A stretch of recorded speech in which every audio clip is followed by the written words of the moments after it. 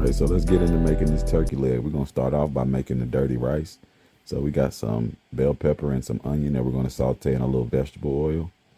And we definitely want to go ahead and season these vegetables. I got this salt-free seasoning that I really like to use. It doesn't have salt, so you don't have to worry about over seasoning or over salting your food, but it does have like orange peel and different spices in it that give a dimension of flavor that you wouldn't normally get from certain spice blends.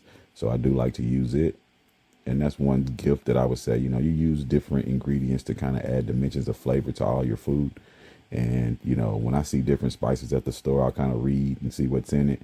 And, we pick up those things. Now, just like this sofrito, this is something that I just tried one day and I've been using it ever since. It's very, very good. And it's a cheat code. You don't have to make your own sofrito. You already got it yourself.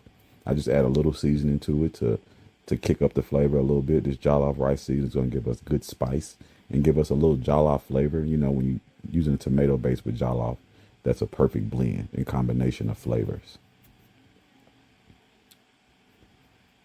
So we have some premium sausage here.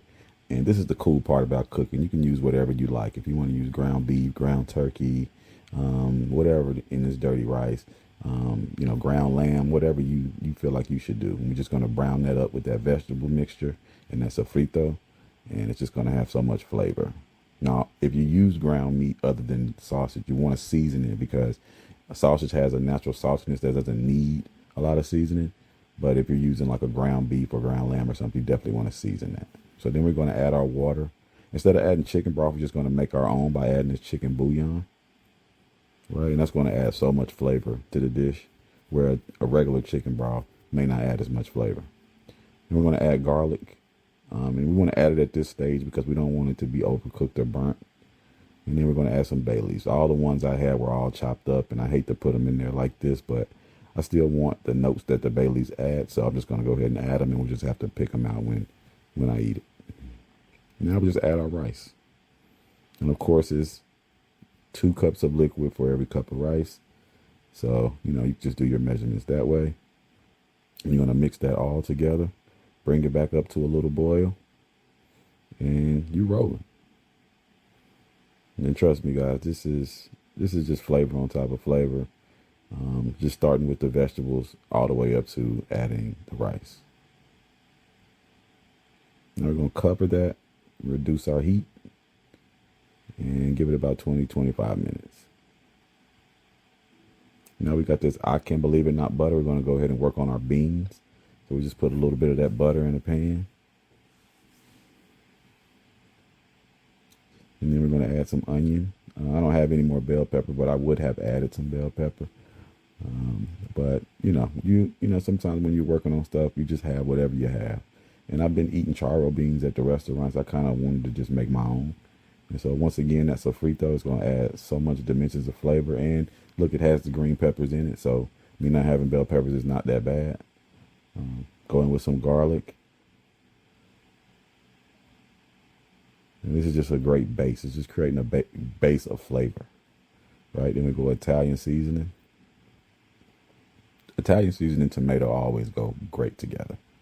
Okay, then I'm going to cut up a little jalapeno for a little spice.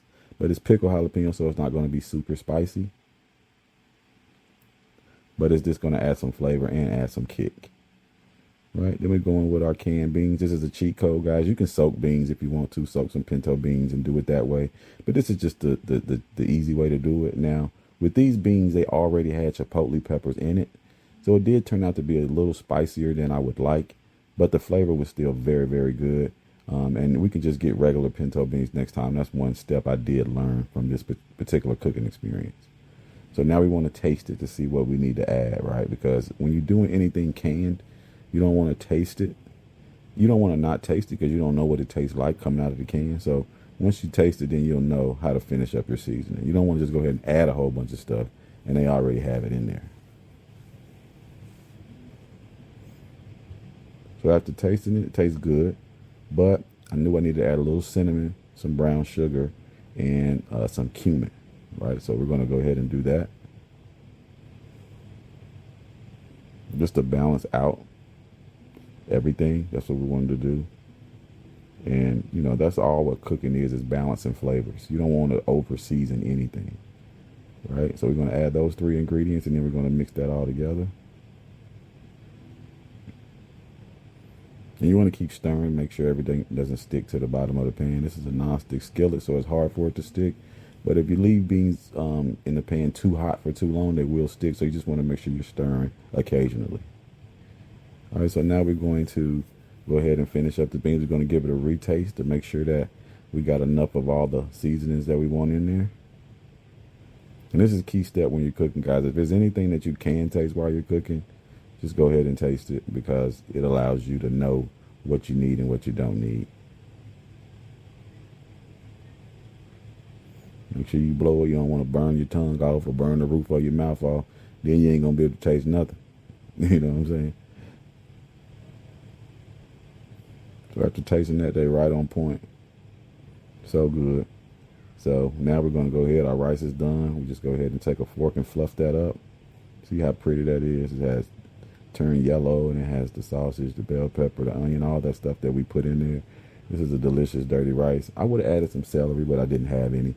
I just like that crunch, but it's all good. Look how pretty that is, guys. And the flavor is just, you got to make this yourself. Seriously, like, I'm going to just go ahead and taste it. See if I need to add anything to it.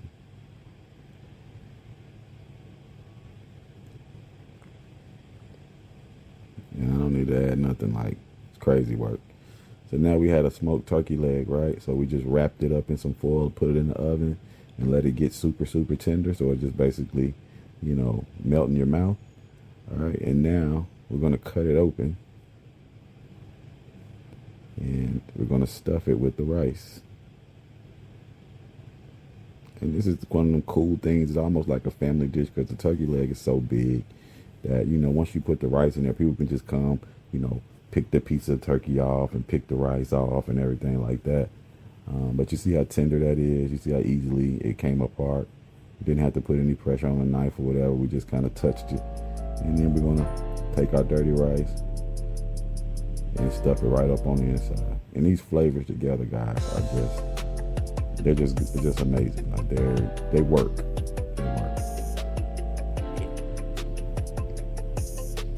Look at that. And like I say, turkey just magically delicious.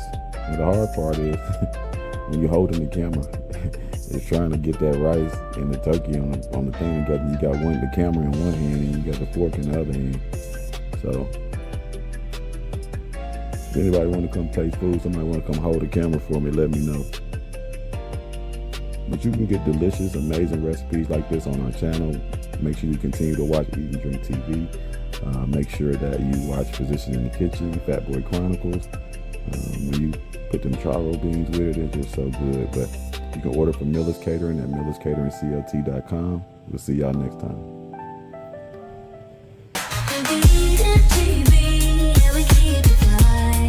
So hit that like, hit subscribe.